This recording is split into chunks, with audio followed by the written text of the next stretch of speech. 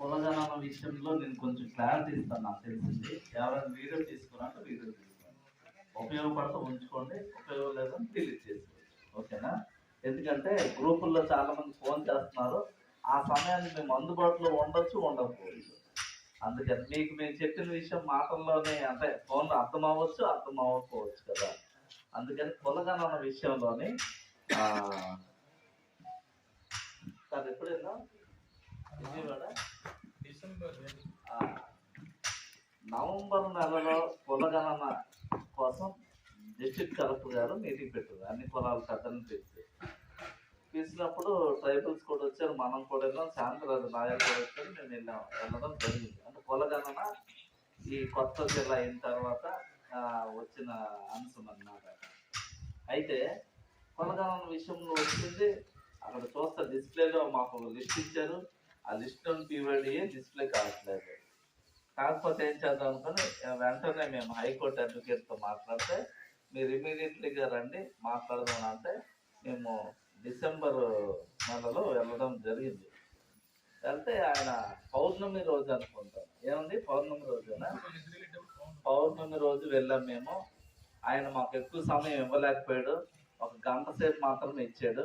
ఇచ్చిన తర్వాత ఈ రోజు కాదు, మీరు నెక్స్ట్ నాకు ఒక రోజు మొత్తం మీరు టైం ఇచ్చి డాక్యుమెంట్స్ ఇస్తే ఇది 2009లో కూడా మీ కమ్యూనిటీ కోసం రాజారావు గారు ఉన్న సుధాకర్ మాస్టర్ వచ్చి చెప్పారు, ఇదిగోండి ఫైల్ ఉంది, ఈ రోజు వరకు మళ్ళీ మీరే వచ్చారని చెప్పడం జరిగింది.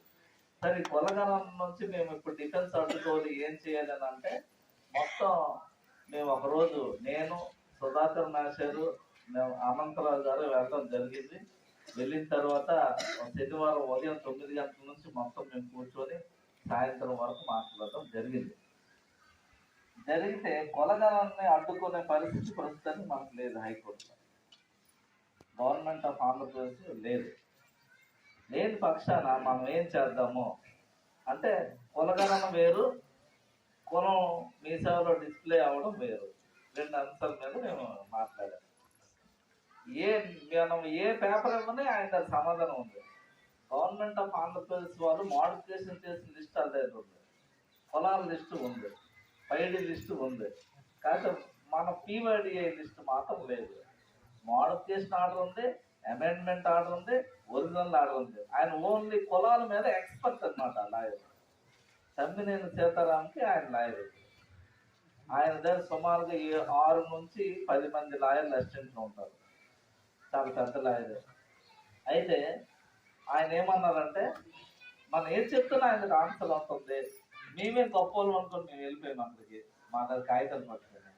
ఒక్క పాయింట్లో మాత్రం ఆయన దొరికారు, ఆ రికార్డింగ్ కూడా ఉంది. ఏం దొరికాడు అని అంటే, ఓకే సార్ ఎస్టీ అంటే ఒప్పుకోవట్లేదు, మోడిఫికేషన్ చేయడం ఏంటి, దీనికి ఆధారం ఏంటంటే ఒప్పుకోవట్లేదు. సోషల్ వెల్ఫేర్ డిపార్ట్మెంట్ చేసిన ఆధారాలు ఉన్నాయి, కాగితాలు ఉన్నాయి, అన్ని బాగానే ఉంది. మరి పీవైడిఐ ఎక్కడ ఉంది? పీవైడిఐ మాత్రం కనిపించలేదు. చూడండి, నేనేమంటే నేను ఒక్క పాయింట్ మీద నేను స్టాండర్డ్ అయిపోయి వెళ్ళిపోయాను. మీ సేవ సర్టిఫికెట్ ఇప్పుడు ఇస్తున్నాం కదా, అందరికి ఇస్తారు, బీసీ, ఓసీ, ఎస్టీ, అందరికి. అక్కడ ఏమన్నా ఉందంటే ఎస్సీ ఎస్టీస్కి 1950 constitution order 1950, modification order 1956, amendment order 1976 అనుకుని క్యాస్ట్ సర్టిఫికేట్ వేస్తున్నారు. మరి ఈ 3 ఉండాలి కదా అంటారు. నేను ఈ 3 ఉండవసరం లేదు అంటాడు ఆయన. ఎందుకు ఉండవసరం లేదు? ఆయన దగ్గర ఒకటి కాదు, ఉండాలని దానికి మనకి ఇంటి తప్పించి ఇంకే ఆధారం లేవు, మొండిగా మనం వెళ్తున్నాం. అంతా అయిన తర్వాత రెండింటి మీద బేస్ అయ్యి ఆయన మన కేసుని ఫిల్ అయ్యవలసిన అవసరం వచ్చింది. రెండేంటంటే 3. ఒకటి, పీవైడి ఎక్కడికి వెళ్ళిపోయింది? అసలు పీవైడి లేదా? పొలమే లేదా?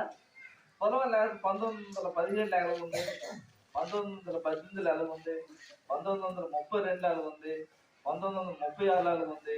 ఇది బిఫోర్ ఇండిపెండెన్స్. 1950కి బదులు 1950లోని పార్లమెంట్ గజెట్ చేసింది కదా, ఆర్డర్ చేసింది కదా, రాజముద్ర వేసింది. అప్పుడు ఎలా వచ్చింది? మరి తర్వాత మద్రాసు నుంచి మన ఆంధ్ర విడిపోయినప్పుడు 53లో ఎలా ఉంది? మరి అక్కడి నుంచి తెలుగు రాష్ట్రాలు విడిపోయిన 61 ఎలాగుంది? తర్వాత ఏమైంది? ఇది గవర్నమెంట్ మనం చెప్పాలి కదా, ఒకటి. రెండోది, అసలు